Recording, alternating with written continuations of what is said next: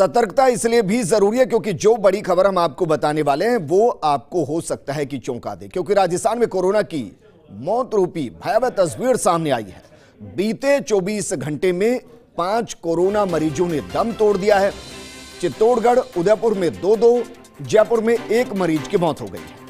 एक ही दिन में सामने आए 602 नए पॉजिटिव केस, यानी कि लगभग बीते 24 घंटे में 150 के आसपास पॉजिटिव केसों की संख्या में बढ़ोतरी हो गई। इस साल में कोरोना की यह सबसे खौफनाक तस्वीर है। जयपुर के अंदर कोरोना विस्फोट कह सकते हैं, क्योंकि 148 केस जयपुर में रिकॉर्ड किए गए हैं। कोटा में 79, जोधपुर में 53 केस सामने आए, उदयपुर में 47 और डूंगरपुर में 44 नए केस सामने आए हैं। अजमेर में 11, अलवर में 14, बांसवाड़ा में 12 नए केस सामने आए। इसके अलावा 12 में 9, बाड़मेर में 5, भरतपुर में 5, भीलवाड़ा में 28, बीकानेर में 6, बूंदी में 5, चित्तौड़गढ़ में 28, दौसा में 2, श्रीगंगानगर में 5, हनुमानगढ़ में 4, झालावाड़ में 11, झुंझुनू में 3 केस सामने आए, करौली में 2, नागौर में 7, पाली में 3, टोंक में 3 केस सामने आए। प्रतापगढ़ के अंदर 15 पॉजिटिव केस सामने आए। राजसमंद में 24, सवाई माधोपुर में 3, सीकर में 7, सिरोही में 19 पॉजिटिव केस आज रिकॉर्ड किए गए हैं। और राजस्थान में अब तक कुल 2803 लोगों की कोरोना से मौत हो चुकी है। जबकि अगर बात कुल पॉजिटिव केस की जाए तो राजस्थान में 3,26,026 पॉजिटिव केस रिकॉर्ड किए गए। और इस पर बात करने के लिए मेरे सहयोगी विकास मेरे साथ जुड़ के। विकास, जिस तरीके से सरकार लगातार सतर्क है, नई गाइडलाइन भी जारी की गई और उसके बाद कोरोना विस्फोट होना, इसके पीछे की लापरवाही भी आपसे समझना चाहेंगे। और अब इसके, क्योंकि देखिए मार्च का महीना, 600 के आसपास केस आना, इसके आने वाले वक्त में आपको क्या दुष्परिणाम दिखाई दे रहे हैं? विजेंद्र, देखिए आज जो कोरोना के केस सामने आए हैं वो राजस्थान में कोरोना की दूसरी वेव जो है उसकी ओर इशारा करता है। आज चिकित्सा मंत्री डॉक्टर रघु शर्मा ने भी साफ कहा कि दूसरी वेव जो है वो राजस्थान में दिखाई दे रही है। उसका जो सीधा इम्पैक्ट जो देख रहे हैं, आंकड़ों के रूप में देख सकते हैं कि पिछले 24 घंटे में 5 लोगों की राजस्थान के अंदर मौत हुई है, जो कि पिछले कह सकते हैं इस साल के अंदर सबसे बड़ी दस्तक है मौत के रूप में। 5 लोग एक दिन के अंदर इस साल में पहली बार ऐसी स्थिति बनी है। ताकि साथ ही 600 से अधिक नए पॉजिटिव केस आए, जो कि अब तक का सबसे बड़ा आंकड़ा है इस साल का। लेकिन बात करें चिंता की, तो राजस्थान में आज जो एक्टिव केस की संख्या थी, जो कि 2000 के आसपास पहुंच गई थी, वो आज 4000 को पार कर गई है, जो सबसे बड़ी चिंता की बात है।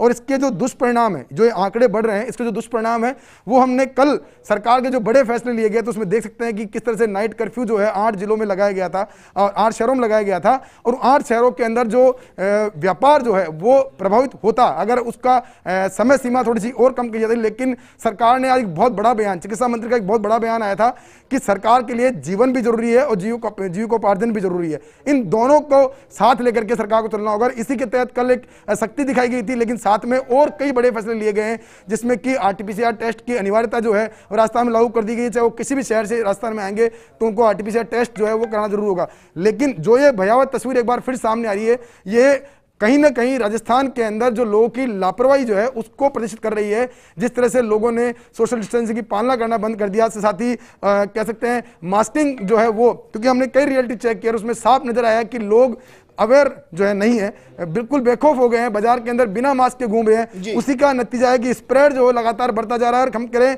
मार्च का महीना, जो कि मार्च का अंतिम पहला दिन था, जिस दिन 125 150 केस सामने आ रहे थे, वो बढ़कर अब 600 के पार पहुंच गया, जो कि सबसे बड़ा आंकड़ा है।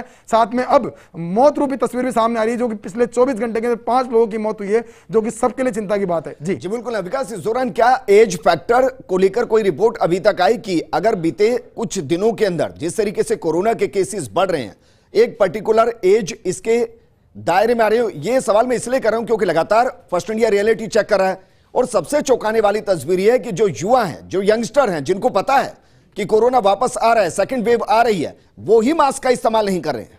बिल्कुल विजेंद्र, देखिए जो नए केस सामने आ रहे हैं उसमें अगर एज वाइज फैक्टर देखते हैं तो 25 से 45 साल के बीच का जो रेशो है वो सर्वाधिक है। वो इसीलिए वजह है क्योंकि जो मूवमेंट है, बाजार का मूवमेंट देखेंगे चाहे और कहीं का मूवमेंट देखेंगे, सर्वाधिक यही लोग हैं जिनका मूवमेंट है। हालांकि इसके पीछे कारण कई हो सकते हैं, नौकरी पेशा लोग हैं जिनको अपने जीविकोपार्जन के लिए नौकरी भी जाना पड़ता है, लेकिन साथ में जो सावधानियां हैं अगर वो बरतेंगे तो काफी हद तक इस कोरोना का स्प्रेड जो उसको रोका जा सकता है, लेकिन उसकी पालना नहीं की जा रही है। जिसका जो सीधा साइड इफेक्ट है वो ये नजर आ रहा है कि लगातार आंकड़े बढ़ते जा रहे हैं और एक वो स्थिति बन गई कि सरकार को वापस दोबारा से सख्त कदम जो है उठाने पड़ रहे हैं। जी विकास, कल जब सरकार ने गाइडलाइन जारी की थी तो उसमें एक शब्द था कॉम्पैक्ट कंटेनमेंट जोन, यानी कि जहां 5 से ज्यादा कोरोना पॉजिटिव केस आएंगे उसको कंटेनमेंट जोन घोषित कर दिया जाएगा। मैं मानकर चलूं क्योंकि 600 से ज्यादा केस आना, इसका मतलब राजस्थान के कई छोटे छोटे कंटेनमेंट जोन का सुबह से दिखाई देना।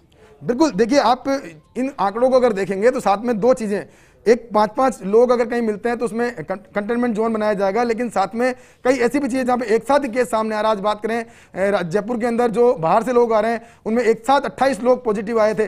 तो ये वो तस्वीर है जो कि इस बात को बयां करती है कि जो बाहर से लोग आ रहे हैं वो भी स्प्रेड का कारण बन रहे हैं, साथ ही जो यहाँ पर जो सोशल डिस्टेंसिंग की, मास्किंग की पालना नहीं कर रहे हैं उससे भी स्प्रेड बढ़ रहा है। लेकिन कुल मिला की बात यही है कि आज भी सरकार का भी कहना यही है, हम लोगों का भी कहना यह है कि अगर लोग जागरूक रहेंगे, अपनी जिस तरह जो गाइडलाइन बनी हुई है उसकी पालना करेंगे तो निश्चित तौर पे इस स्प्रेड को रोका जा सकता है। अन्यथा जो एक केस लगातार बढ़ रहे हैं, मार्च का महीना आते ही जिस तरह से केस ने उछाल लेना शुरू किया और पूरे देश भर में जिस तरह से दूसरे वेव की बात की जा रही है, अगर वही वेव अगर देखने को मिलती तो आगे हालात और भयावह हो सकते हैं। इसलिए विजेंद्र, कहना यही है कि लोग अवेयर रहें, सावधान रहें और साथ में पूरी जो गाइडलाइन उसकी पालना करें तो निश्चित तौर पे इस स्प्रेड को रोका जा सकता है। जी बिल्कुल विकास, शुक्रिया हमारे साथ जुड़ने के लिए और ये आंकड़ा भी हमारे सामने रखने के लिए। देखिए, मास्क सिर्फ आपको कोरोना से नहीं बचाता है, पॉल्यूशन से भी बचाता है। कम से कम इतना ही सोचकर मास्क लगा लीजिए, क्योंकि आपका मास्क नहीं लगाना ना सिर्फ आपको सुपर स्प्रेडर बना सकता है बल्कि आपके परिवार को भी जद मिला सकता है। सोचिए, 1 मार्च को 100 के आसपास केस थे, 22 मार्च को 600 से ज्यादा केस हो चले हैं। अगर इसी तरीके से फैलेगा तो आप किस तरीके से बचेंगे?